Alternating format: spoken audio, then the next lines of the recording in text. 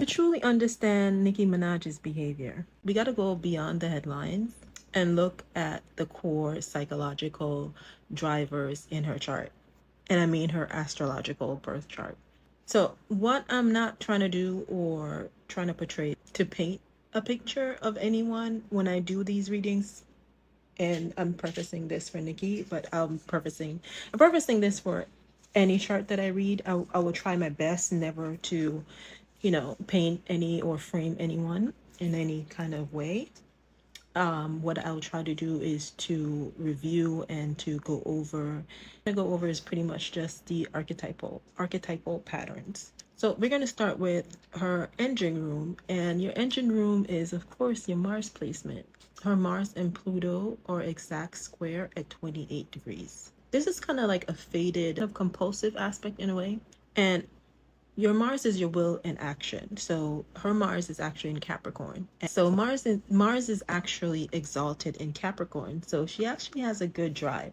But it's locked into a 10 square with Pluto, which represent power and the underworld. And Pluto is in relationship oriented Libra. So for people who have Pluto in Libra, look out for these aspects for yourself. The core lesson that Nikki learned in her early life trauma is that power is synonymous with survival. But this doesn't manifest as a healthy ambition, but as a perception that every new entity is a existential threat to her and they must be dominated. So her nervous system is basically wired for perpetual warfare. But let's layer on her Virgo moon at 28 degrees as well. So, of course, our moon represents our emotional needs and our inner security. In critical Virgo, the perfectionist, and at the same time, at a degree, is restless, anxious. She has an anxious drive for flawlessness. And to Nikki, no amount of success is ever gonna feel like enough.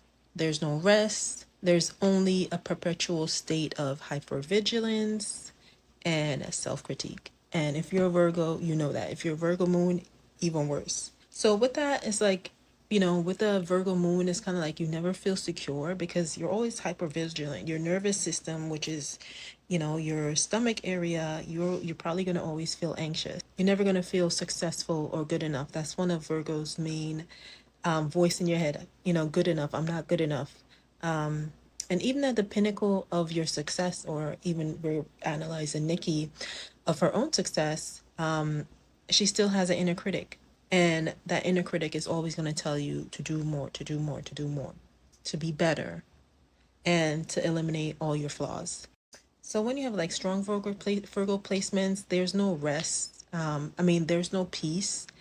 There's only you're kind of like relentless in kind of in a pursuit of perfection, which is pretty much you have unattainable standards. But that's the negative aspect of Virgo. So I'm not going to promote that as like the positive aspect of Virgo. That's the negative side of Virgo. So keep that in mind. So another of Nikki's engine of her drives, she has 5 planets in Sagittarius. I have a couple of planets in Sagittarius. I don't know what that's like to have 5 of them in Sagittarius. So this is a truth-seeking placement. Like, you seek truth, you seek meaning. You're kind of like the type of person to try to be on a moral high ground. But the shadow side of this is dogmatism. So if you ever see any dogmatic person or any bigoted person, they probably have a lot of Jupiter Sagittarius placements. So this will make Nikki not just want to win, she needs to be the only morally valid one. So this frames every conflict not just as a personal beef, but as a righteous crusade. It's like she's on a mission. So pretty much like she believes her truth is the only valid one. Her whole mental is like when she's at war with you, it's a holy war, you know? And that allows her Mars Pluto to be kind of like under the guise of righteous, like righteous holy war, righteous fighting, really. So you have the perfect storm with Nikki, right? With her chart. Compulsive drive for power, which is her Mars-Pluto square. An inner voice that says you're never enough, that's her Virgo Moon. And a need to frame every action that you do as morally right, as morally justified. And that's her Sagittarius, 5 planets in Sagittarius. So the music industry pretty much understand this type of psychology, right? And all they got to do is just wave a flag, and pretty much her archetypical or archetypal patterns pretty much just gets activated. And you have to think about, it's the same thing for you. Like when you're scrolling online and you hear things, like sometimes those are triggers for you too. So you got to keep that in mind. So the industry doesn't create the patterns, right? People don't create the patterns. Like I have Moon in Aries. People don't create my patterns.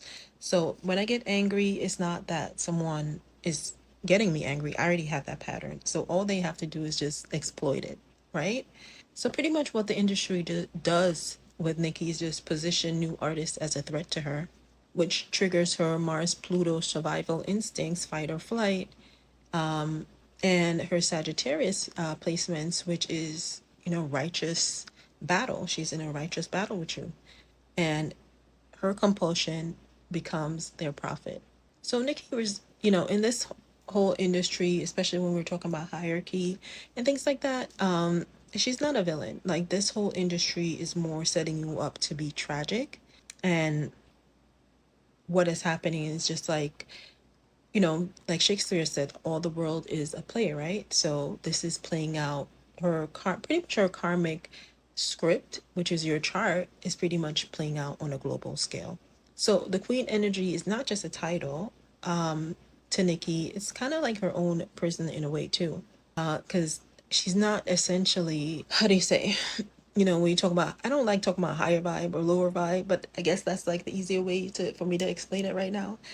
She's vibrating pretty much on a dysfunctional level with her chart. So what she has pretty much right now, she, in order to break out of her Mars Pluto placements, those placements, you have to understand it's a square. You have to kind of, how do you say, constantly, especially with Pluto, Mars wants to react, strategically react. That's the key to all of this.